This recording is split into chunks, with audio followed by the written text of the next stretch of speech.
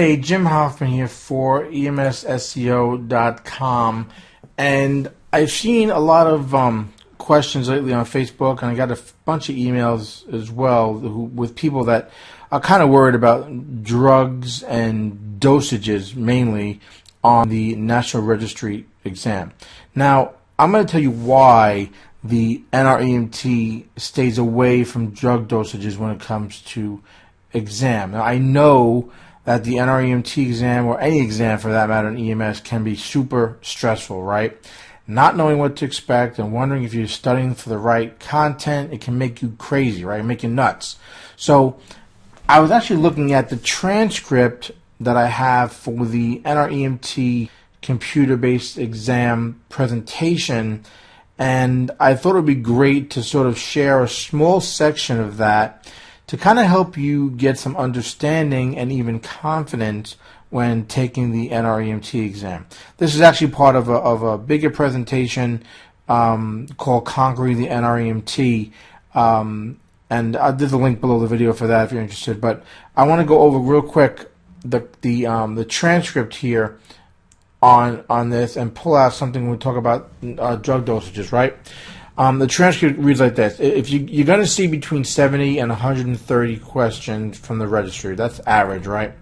But they've got a database of about 3,000 questions, and they have more than enough questions to test you multiple times and have you never see that same question again. And so now here's another thing you can kind of get from that, right? The content of the question has to be nationally applicable, right? So what they're looking for is stuff that they can reference and that they can validate in a national source, something like the American Heart Association, something like your EMT, your paramedic textbooks, something like the physician's desk reference, right? Those kind of books. They want the question to be national, right? So some questions don't lend themselves well, and some content doesn't lend itself well to being a National Registry question. So an example would be, let's say, Good Samaritan laws. Well, Good Samaritan laws don't make good for National Registry questions because they're state laws, and they are different from state to state. If they ask you a question about Good Samaritan law, it's going to be very general, right? Something like, what's the general purpose of Good Samaritan laws? They're not going to be able to ask you questions with any specificity. I hate that word, because it's too many, right? Too many variables involved because it changes from state to state.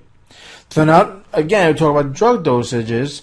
They are becoming very problematic for the National Registry as well because they're so different from region to region, right?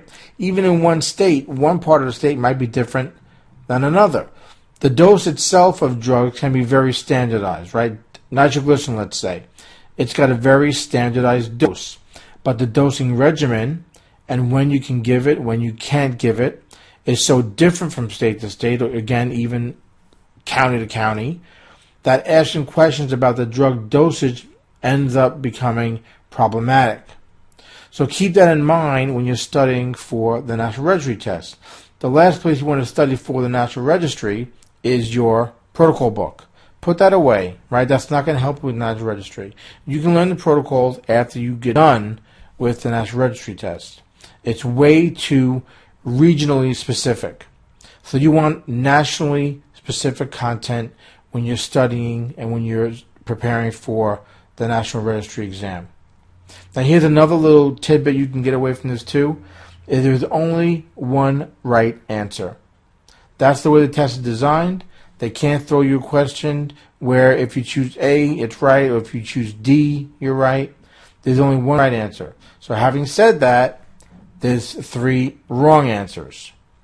Now, I know that sounds painfully obvious, but the wrong answers are absolutely validated wrong. They're either wrong because they're factually incorrect, or they're wrong in light of the correct answer being available to you.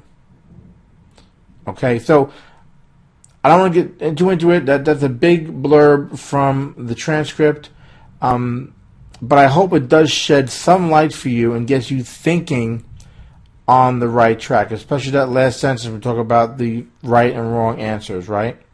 So again, if you want the full transcript and you want the full video for this presentation, I got a link below. You can get details on how to claim it there.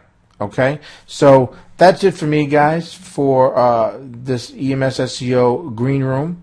Let me know if this helped at all, guys. I'd love your feedback. Okay, until next time, of course, I am Jim Hoffman.